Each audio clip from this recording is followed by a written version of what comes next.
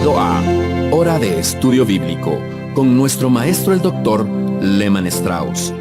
Este estudio es el resultado del tiempo personal con el Señor, el ministerio pastoral y la experiencia en conferencias bíblicas del Dr. Lehman Strauss. Él nos instruye y alienta con la enseñanza de la palabra de Dios. Ahora, el Dr. Strauss. Vamos a continuar con este maravilloso estudio de esta increíble porción de la palabra de Dios. Me refiero a Romanos 8. Gracias por sintonizarnos. Bienvenidos a Hora de Estudio Bíblico. A mi juicio, este es uno de los mejores capítulos de la Biblia. Y me gustaría recomendarle algo. Y me pregunto cuántos de ustedes aceptarían ese desafío. Lea Romanos 8 todos los días. Y luego comience a memorizar versículo por versículo. Cuando ya sepa uno, agregue el segundo y así, cada día. Creo que algunos de ustedes lograrán memorizar los 39 versículos de Romanos 8 y eso será de gran bendición, ¿eh? Muy bien, antes de comenzar vamos a orar a Dios pidiendo su bendición sobre la lectura y consideración de su palabra. Amado Padre, te agradecemos por tu palabra, por el privilegio de estudiarla, por el profundo cambio que ella produce en nuestra conducta cuando respondemos a ella. Te pedimos que este estudio sea de mucho provecho para todos. Gracias por cada uno de nuestros oyentes. Bendíceles y edifícales, Padre. Todo esto te pedimos en el nombre de nuestro Señor Jesucristo. Amén. Muy bien, en Romanos 8 tenemos la referencia a una tremenda verdad. ¿Recuerdan cómo comienza? Comienza diciendo, ahora pues, ninguna condenación hay para los que están en Cristo Jesús. En esta declaración encontramos la nueva posición del creyente en Cristo Jesús. Y es la causa de nuestra posición inalterada e inalterable en Cristo Jesús que tenemos esa tremenda declaración. Ninguna condenación hay. Ahora, fuera de Cristo, todos los incrédulos están bajo condenación. Pero para el que está en Cristo, no hay condenación. El tercer capítulo del Evangelio de Juan lo deja bien en claro. No hay lugar a dudas. En ese maravilloso capítulo, muy importante y tal vez el más conocido del libro de Juan, el capítulo 3, el mismo Señor Jesucristo dijo algo en cuanto a la condenación. Estoy leyendo allí en Juan 3:36, el que cree en el Hijo tiene vida eterna, pero el que rehúsa creer en el Hijo no verá la vida, sino que la ira de Dios está sobre él. Y preguntamos, ¿por qué? Porque está bajo condenación. Y en Juan 3:18 dice, el que en él cree, en el Señor, no es condenado, pero el que no cree ya ha sido condenado porque no ha creído en el nombre del unigénito Hijo de Dios. Ah, mi amigo, condenación a los que no están en Cristo. Y no hay condenación para los que están en Cristo Jesús. Así que tenemos esta declaración que dice que no hay condenación para los que están en Cristo, y una declaración que dice que hay condenación para los que no están en Cristo. Qué tremenda posición que tenemos los creyentes en Cristo Jesús y cuántos innumerables privilegios que disfrutamos. Pero después se nos habla del nuevo poder del creyente allí en Romanos 8:2, y ese poder radica en la persona del Espíritu Santo. Comenzando en el versículo 2 tenemos la primera mención del Espíritu Santo en el capítulo 8 y dice, porque la ley del Espíritu de vida, y así continúa. Bueno, encontrará varias menciones del Espíritu Santo en capítulo 8, creo que son por lo menos 18, así que en esta tremenda provisión de poder es que el creyente puede vivir la vida que Dios quiere que viva. Ahora bien, en nuestro estudio de esta epístola ya hemos llegado hasta capítulo 8 y versículo 10. Allí dice, si Cristo está en vosotros, el cuerpo en verdad está muerto a causa del pecado, mas el espíritu vive a causa de la justicia. Lo que Pablo está diciendo aquí es lo siguiente, Si Cristo está en vosotros, el cuerpo está muerto. El cuerpo está muerto o está muriendo a causa del pecado. Pero por otro lado, vuestro espíritu está vivo a causa de la justicia. Pablo está comparando el cuerpo con el espíritu del creyente. Creo que no habla del Espíritu Santo allí en versículo 10, sino del espíritu del hombre. Si Cristo está en usted, su cuerpo está muerto a causa del pecado, pero su espíritu vive a causa de la justicia. Usted ya ha sido declarado justo por Dios. Dios ha imputado al creyente la justicia de Cristo, y a causa de esa justicia, su espíritu está vivo. Ahora, mi amigo, la presencia de Cristo en el creyente no cambia la condición de su cuerpo. Cuando Pablo dice, por un lado, vuestro cuerpo está muerto, está diciendo, en efecto, vuestro cuerpo está deteriorándose, está muriendo. Todos nosotros estamos en ese estado y en ese proceso. Es el resultado del pecado. Su cuerpo está, a causa del pecado, deteriorándose como el mío también. Romanos 5:12 dice, el pecado entró en el mundo por un hombre, y por el pecado la muerte. Cada persona que vive en este mundo, si el Señor no regresa durante el periodo de vida de esa persona, en algún momento va a morir. Todos vamos a morir algún día. Hebreos 9:27 dice, de la manera que está establecido para los hombres que mueran una sola vez. En el jardín del Edén, Dios le dijo a Adán, el día que comieres del fruto, ciertamente morirás. Y como nosotros estábamos en Adán, todos pasamos a estar en un estado de muerte. Todos estamos condenados a morir. Eso es lo que Pablo está diciendo aquí en el versículo 10. El cuerpo de todo hombre tiene en sí las semillas de la mortandad, de la muerte. Ahora, usted y yo vivimos en un cuerpo que está muriendo. Ahora entienda, el cuerpo no es el verdadero hombre, el cuerpo es simplemente el estuche que nos traslada. Para el nacido de nuevo, el espíritu está vivo. Pablo dice, el espíritu vive. O podríamos leer así, está vivo a causa de la justicia imputada de Cristo. El ser nacido de nuevo no cambia la condición del cuerpo. Yo pierdo la paciencia a veces con esas personas que enseñan y predican que cuando un creyente está enfermo o se enferma es porque ha cometido un pecado. En alguna circunstancia podría ser verdad, pero por lo general no es así. Cada hijo de Dios va a morir. Hay una enfermedad que Dios no va a curar. Esa es el estado de deterioro a causa del pecado. Esa es la última enfermedad. Cuando le llegue la hora, usted va a morir. Mi amigo, tanto su cuerpo como el mío se van deteriorando a causa del pecado. No por un pecado que usted haya cometido recientemente, sino por el principio de pecado que está presente en nosotros. Ahora, por otro lado, Pablo dice, el espíritu humano está vivo a causa de la justicia que se nos impartió en la regeneración. En el momento en que fuimos salvos, el día que recibimos a Cristo como nuestro Salvador, fuimos declarados justos por Dios, fuimos justificados y Dios nos adjudicó la justicia de Cristo. Ahora, antes de nacer de nuevo, estábamos muertos espiritualmente. Ahora, como creyentes, fuimos vivificados, tal como lo leemos en Efesios 2:1. Nos dio vida cuando estábamos muertos en delitos y pecados. Ahora estamos vivos espiritualmente en un cuerpo que se está deteriorando, que está muriendo. En cierta oportunidad y por cierto tiempo vivimos con mi esposa en un vecindario al sur y conocimos allí algunas personas maravillosas. De hecho, algunos de nuestros amigos más queridos viven todavía allá. Y había dos familias en particular que se trataba de dos parejas cristianas extraordinarias. La esposa de uno de nuestros amigos estuvo hospitalizada hace algún tiempo para que le hicieran un trasplante allí en su ojo, porque uno de sus ojos estaba deteriorado y le hicieron un trasplante. Y luego nuestro otro amigo también tuvo un problema auditivo por el que necesita un audífono para oír bien.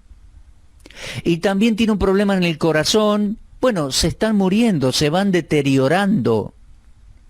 Pero ¿sabe qué? Esas personas tienen imputada la justicia de Dios. Son personas maravillosas. Ahora bien, yo también estoy en un cuerpo que se está deteriorando, se está muriendo. Yo tengo mis problemas físicos. Y eso es lo que Pablo también expresa en este versículo 10. Romanos 8:10. Si Cristo está en usted, por un lado, su cuerpo está en un proceso de muerte a causa del pecado. No por un pecado específico que haya cometido, sino por el pecado que mora en cada uno y que heredamos de Adán. Pero por otro lado, su espíritu está vivo a causa de la justicia que ha recibido por parte de Cristo.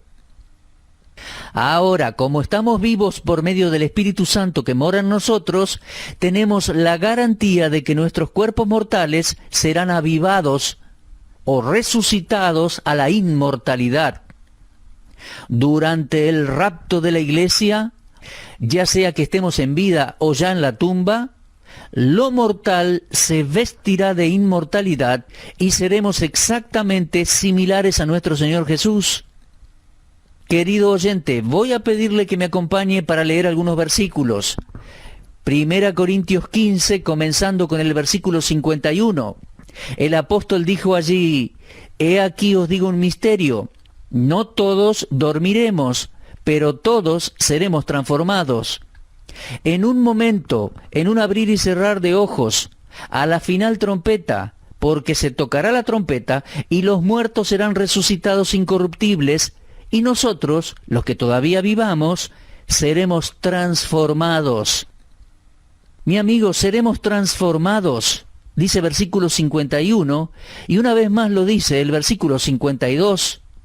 Ahora, ¿cómo será este cambio? ¿Qué sucederá? Y dice el versículo 53, es necesario que esto corruptible se vista de incorrupción y esto mortal se vista de inmortalidad. En otras palabras, este cuerpo que se está corrompiendo, este cuerpo mortal un día se vestirá de inmortalidad y nunca jamás estará sujeto a la muerte. Ah, esa es una gloriosa esperanza. Ahora, mire por favor, Pablo dice lo mismo en cuanto al futuro de nuestro cuerpo en Filipenses capítulo 3. Comenzando así con el versículo 20, leemos así: «Nuestra ciudadanía está en los cielos, de donde también esperamos al Salvador, al Señor Jesucristo, el cual transformará el cuerpo de la humillación nuestra para que sea semejante al cuerpo de la gloria suya, por el poder con el cual puede también sujetar a sí mismo todas las cosas». ¿Se da cuenta, amigo? Para los que somos hijos de Dios, lo mejor aún está por suceder. Esa es una verdad maravillosa aquí en Romanos 8:10. Si Cristo está en vosotros, el cuerpo en verdad está muerto a causa del pecado, mas el espíritu vive a causa de la justicia. Así que tenemos una promesa del futuro inmortal del creyente. Para nosotros, los que somos salvos, aún falta lo mejor. La vida eterna en nuestro espíritu se debe a que el Espíritu Santo mora en nosotros y un día va a revivir nuestros cuerpos. Dios nunca va a dejar en la tumba el cuerpo de sus redimidos por su Hijo, en los cuales el Espíritu Santo mora. Podemos estar seguros de ello, mis amigos. Y Romanos 8:23, creo yo, es otra mención que nos da una prueba más y nos garantiza todo esto. Dice así: «Y no solo ella, sino que también nosotros mismos, que tenemos las primicias del Espíritu, nosotros también gemimos dentro de nosotros mismos, esperando la adopción, la redención de nuestro cuerpo». Sé que estoy hablando hoy con algunos de ustedes allí, mis oyentes, que son de avanzada edad y su cuerpo está más deteriorado que otros. Tal vez usted esté con muchos dolores y esa vieja casa en la cual habita, ese cuerpo, está perdiendo las fuerzas. Sus miembros no funcionan de la mejor manera. ¿Por qué? Porque usted está en un cuerpo mortal. Pero un día Dios va a cambiar todo eso, mi amigo hermano creyente. Va a darle un nuevo cuerpo, Dios. Esto es lo que Pablo está diciendo en Romanos 8:10. Si Cristo está en usted, el cuerpo está muerto, está en un estado de muerte a causa del pecado, pero su espíritu está vivo a causa de la justicia que recibió y que tiene en el Señor Jesucristo. Ahora, nada es tan convincente para el mundo inconverso que un creyente que muestra de manera práctica su fe en Cristo. Y esto es muy importante.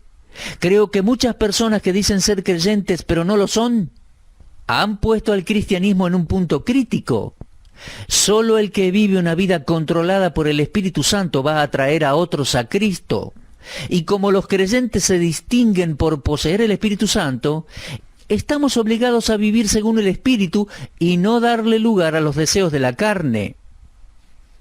Mis amigos, esto nos deja al umbral de los versículos 11 y 12 que dicen así: si el Espíritu de aquel que levantó de los muertos a Jesús mora en vosotros, el que levantó de los muertos a Cristo Jesús vivificará también vuestros cuerpos mortales por su Espíritu que mora en vosotros. Así que, hermanos, deudores somos, no a la carne, para que vivamos conforme a la carne, porque si vivís conforme a la carne moriréis. Mas si por el Espíritu hacéis morir las obras de la carne, viviréis. Porque todos los que son guiados por el Espíritu de Dios, estos son hijos de Dios. Amigo, he leído Romanos 8:11 hasta el versículo 14 inclusive. Ahora bien, el versículo 12 dice: así que, hermanos, deudores somos, no a la carne para que vivamos conforme a la carne. Mi amigo, tenemos aquí los dos principios que controlan la vida: la carne y el espíritu. Espero que recuerde esto de los estudios anteriores. Cuando le pedí que subrayara en el capítulo 8, cada vez que veía la palabra carne y la palabra espíritu. La carne y el espíritu son dos fuerzas controladoras. Usted y yo, o es controlado por la carne, la naturaleza adámica, o es controlado por el Espíritu Santo. Y de estos dos principios, la carne y el espíritu, nuestra obligación es hacia el espíritu, jamás a la carne. El versículo 12 dice: hermanos, deudores somos, no a la carne, para que vivamos conforme a la carne. No, no le debemos nada a la naturaleza adámica, a la antigua naturaleza. La carne va a demandarnos cosas, pero no tenemos ninguna obligación de hacerle caso. La deuda del creyente por el pecado ha sido cancelada por medio de la muerte del Señor Jesucristo en la cruz del Calvario. El cristiano victorioso ha renunciado a la carne y ha entregado las riendas de su vida al Espíritu Santo. Su única obligación ahora es para con el Espíritu Santo. La carne nunca hizo algo bueno por nosotros. La antigua naturaleza jamás nos ayudó. Solo nos tuvo atados al pecado y a la muerte. Pero el Espíritu Santo nos ha dado vida nueva con la garantía de la inmortalidad. Y en esta declaración de Pablo puedo ver la implicación que la carne es nuestro enemigo peligroso, por lo cual no tenemos ninguna obligación para con ella. Tenemos que hacer oídos sordos a las demandas constantes de la carne. Esto es lo que Pablo nos dice que debemos hacer en estos versículos. ¿Acaso una persona inteligente va a invertir su dinero en negocios muertos? Claro que no. Bueno, mi amigo, piénselo. La carne es muerte. El versículo 13 dice: porque si vivís conforme a la carne, moriréis. Mas si por el Espíritu hacéis morir las obras de la carne, viviréis. El hecho aquí es que si uno se entrega, si cede a las demandas de la carne, va a morir. Al final la carne lo va a matar. En esta cuestión de la santificación práctica, el creyente no puede dejar de tener una parte activa. Nuestra deuda es con el Espíritu Santo de Dios. Tenemos que vivir en comunión con Él, dándole siempre la preferencia, para que por medio de Él Cristo tenga la preeminencia. Pablo escribió en Gálatas 5:16: digo pues, andad en el Espíritu, y no satisfagáis los deseos de la carne. ¿Se da cuenta? Nuestra esperanza de victoria descansa en una sumisión completa al Espíritu Santo de Dios. Al ceder voluntariamente a Él, no vamos a ceder a los deseos de la carne. Ahora, es tan fácil ceder a los deseos de la carne, pero, amigo, no podemos permitir que nuestra comunión con el Espíritu Santo se rompa. La presencia del Espíritu Santo en nosotros no significa que no tengamos que poner de nuestro esfuerzo también. Tal como vimos en Gálatas 5:16, digo pues, andad en el Espíritu y no satisfagáis los deseos de la carne. Este versículo nos habla de una condición continua, una acción continua. Debemos seguir andando en el Espíritu y no satisfacer los deseos de la carne. Siga en comunión con el Espíritu, no contriste, no entristezca al Espíritu Santo. Él mora en usted, estimado oyente creyente. Tenga comunión con Él continuamente. Eso es lo que leemos aquí. Ahora bien, en Romanos 6:19 vimos, al igual que en Romanos 8:3, que la carne es débil. Y en 2 Corintios 7:1 leemos que la carne está contaminada. En Romanos 7:18 vemos que nada bueno mora en la carne. ¿Se da cuenta, amigo? La carne prospera en las cosas que el Espíritu aborrece. Tal vez recuerde la historia del hijo pródigo de Lucas 15.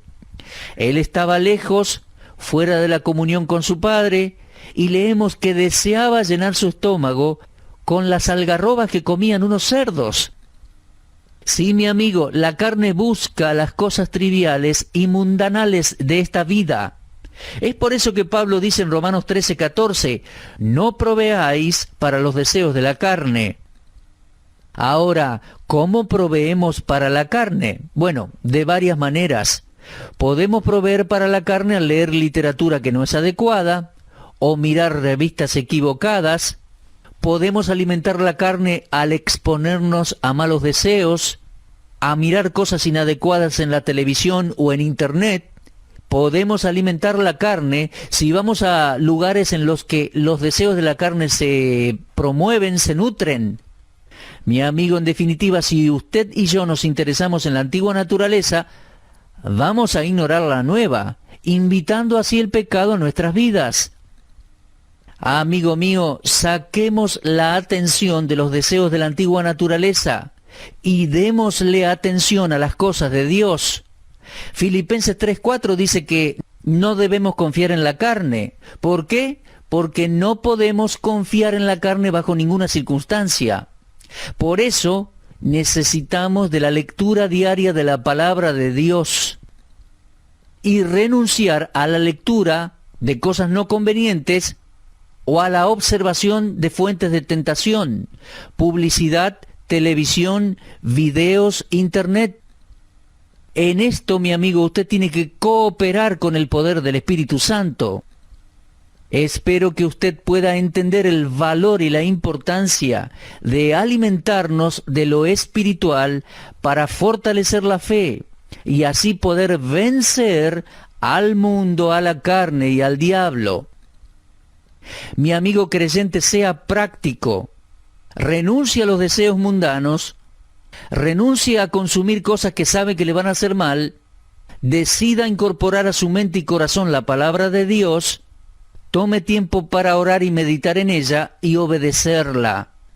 Para la santificación disponemos del poder de Dios en la persona del Espíritu Santo. Pero debemos cooperar activamente, renunciando a la impiedad, a lo malo, y poniéndonos a su disposición y buscando su guía en la vida práctica. Muy bien, vamos a dejar aquí por hoy. En nuestro próximo estudio vamos a avanzar a partir de Romanos 8:13. Una vez más, le recomiendo que lea, repase y medite en la lectura de Romanos 8. Si Dios quiere, espero encontrarlos en esta misma frecuencia radial y en este mismo horario. Muchas gracias por habernos acompañado hoy y considerado el estudio bíblico juntos. y si Dios lo permite será hasta nuestro próximo encuentro. Usted estuvo escuchando Hora de Estudio Bíblico con el maestro el doctor Lehman Strauss. Si desea escuchar una vez más este mensaje, visite nuestra página en la internet www.bbnradio.org. Le dejamos la invitación para que el día de mañana nos acompañe aquí, en este mismo horario y punto del dial. Hora de Estudio Bíblico es una producción de BBN.